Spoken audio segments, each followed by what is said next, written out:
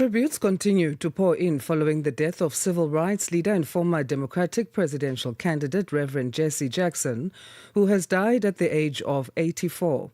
Reverend Jackson, a close associate of Martin Luther King Jr., was a trailblazer in the fight for racial equality and twice ran for the Democratic presidential nomination. He was also known for his international diplomacy, helping to secure the release of hostages and advocating for justice around the world. Joining us to reflect on his life and global legacy is Professor John Stremlau, honorary professor of international relations at the University of the Witwatersrand. Professor, thank you for joining us. Good morning. Thank you. Good morning to you. This is a great honor for me to be able to pay tribute to Jesse Jackson. It's our pleasure. Professor, how would you summarize the Reverend's impact when it comes to both national and international levels? National being the U.S., of course. Yes, I can't help but being personal in this regard because I've met him several times, and I realized that he was with Martin Luther King when King was shot in Memphis, and that was a devastating development. But he has. I've met him in Nigeria, in South Africa, and at the Carter Center, and he's been a presence in my life that has been inspirational because we're of the same age. I'm 82 and he's 84. And it's just that he was always a presence, and his project push for people united for the survival of humanity seems so appropriate today. And when we have Trump in the White House, for him to have chosen to die at this stage, I know he was suffering from Parkinson's disease, but it is an inspiration that I should think would not be lost on the millions of voters that he registered during the course of his life in the U.S. and that have been responsible for electing Barack Obama in my lifetime, and that's a great breakthrough.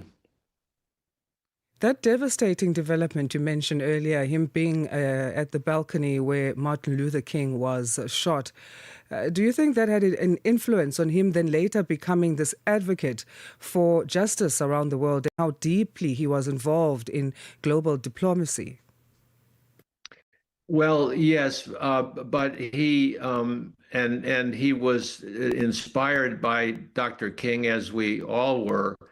But he was down with in Memphis for pushing the Poor People's Campaign. I mean, the King started off in civil rights and for the voting of African Americans, and major achievement by the Johnson administration to get that sanctified and equalized, 100 years after the Civil War, and the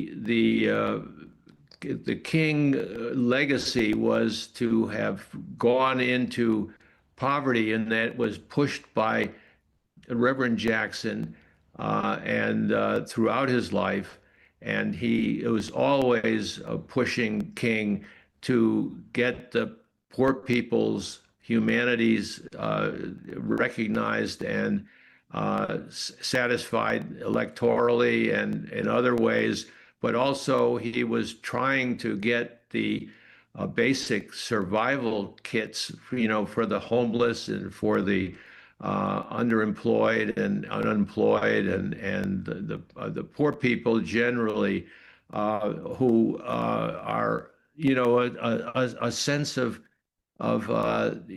equality and survival for all, and in the American uh, opulence, it's very different here, but it's still the equity issue is in diversity and inclusion are fine in South Africa, but the equity issue is really the troubling one. And I know that he cared a lot about that here, but also in the United States, which is a very unequal society.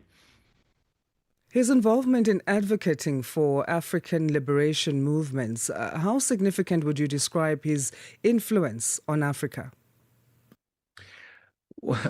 Well, African it can take care of themselves, but it was an inspiration, I think, for all of us to have him cheering us on, and I don't mean to say that I'm part of that struggle, but by any means. But it was an inspiration to us, and I speak, I hope for civil rights leaders. He talked about the Rainbow Nation in 1984 in San Francisco, and an eloquent.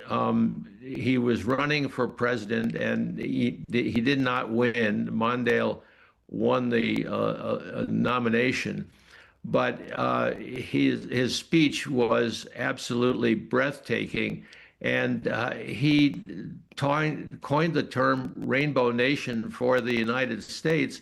And I think Desmond Tutu picked up on that, but I'm not sure. I mean, I knew Tutu, and that was a high honor. But I also think that Jesse Jackson was ahead of his time. Professor, thank you so much for your reflections, and we're going to leave this conversation there for now. We appreciate your time again. Thank you.